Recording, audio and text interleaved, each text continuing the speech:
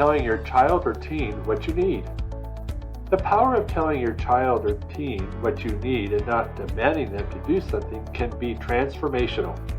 In this video, I'm going to show you how to get your kids or teens' attention, even when they're too busy in their own world. Hi, my name is Bill, and today we're talking about the power of telling your child what you need from them and why it's so important.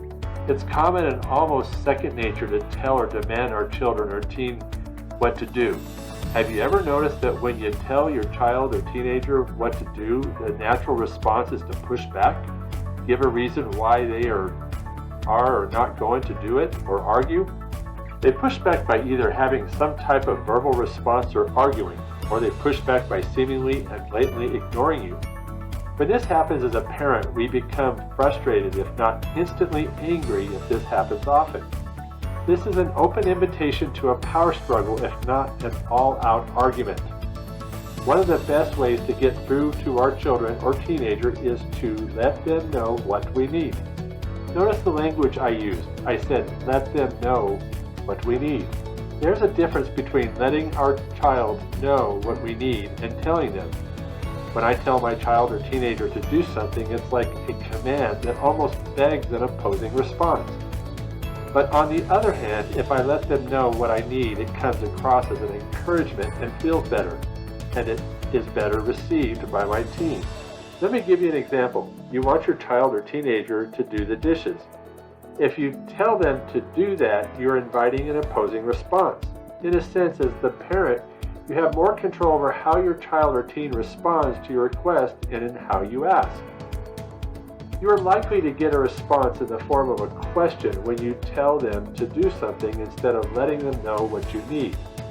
The response to do the dishes when telling or demanding is something like, "Why do I always have to do the dishes?" Or, "It's not my turn," or, "Can I do them later?"